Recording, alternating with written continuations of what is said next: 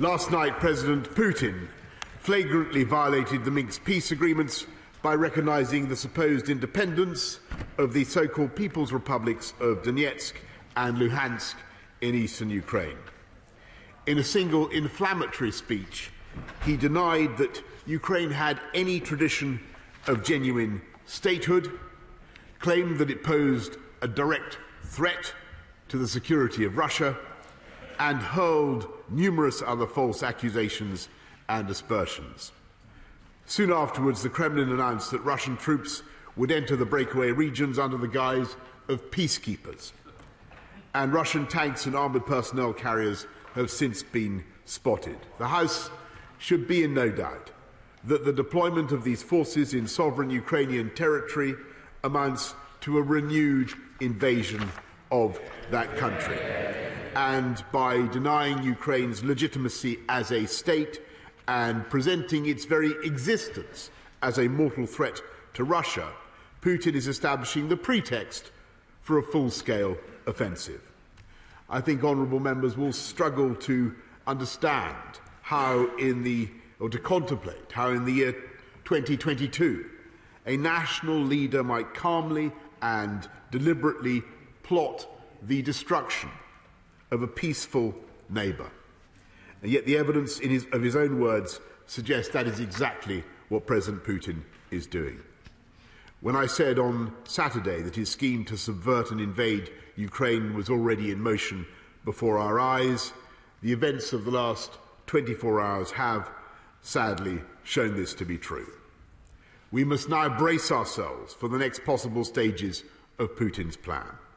The violent subversion of areas of eastern Ukraine by Russian operatives and their hirelings, followed by a general offensive by the nearly 200,000 Russian troops gathered on the frontiers at peak readiness to attack.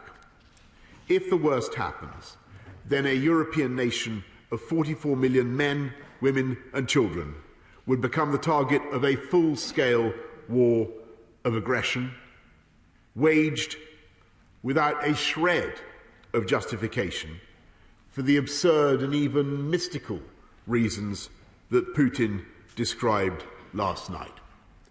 Unless the situation changes, the best efforts of the United States, of this country, France, Germany and other allies to avoid conflict through patient diplomacy may be in vain.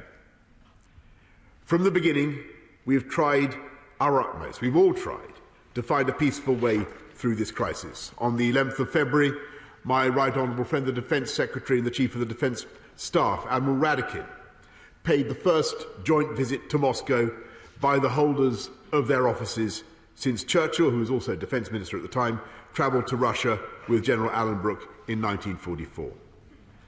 They held over 3 hours of frank discussions with the Russian Defence Minister, General Shoigu, and the Chief of Staff, General Gerasimov, demonstrating how seriously we take Russia's security concerns, how much we respect her history, and how hard we are prepared to work to ensure peaceful coexistence. My right honourable friend, the Foreign Secretary, delivered the same messages when she met our Russian counterpart in Moscow on the 10th of February. I've spoken on a number of occasions to President Putin since this crisis began, so has President Biden, while President Macron and Chancellor Scholz have both visited Moscow. Together, we have explored every avenue and given Putin every opportunity to pursue his aims by negotiation and diplomacy. And I will tell the House, we will not give up. We will continue to seek a diplomatic solution until the last possible moment. But we have to face the possibility that none of our messages has been heeded and that Putin is implacably determined to go further in subjugating and tormenting Ukraine. And it is because we suspected as much that the UK and our allies repeatedly sounded the alarm about a possible new invasion, and we disclosed much of what we knew about Russia's military build-up. Britain has done everything possible to help Ukraine to prepare for another onslaught, training 22,000 soldiers, supplying 2,000 anti-tank missiles, and providing £100 million for economic reform and energy independence. We will now guarantee up to $500 million of development bank financing. I travelled to Kiev to meet President Zelensky on the 1st of February. I saw him again in Munich the weekend. I spoke to him again last night, soon after President Putin's speech, to assure him, as I'm sure the whole House would agree was the right thing to do. I assured him of Britain's unwavering support for Ukraine's sovereignty and territorial integrity. And now the UK and our allies will begin to impose the sanctions on Russia that we have already prepared, using the new and unprecedented powers granted by this House to sanction Russian individuals and entities of strategic importance to the Kremlin.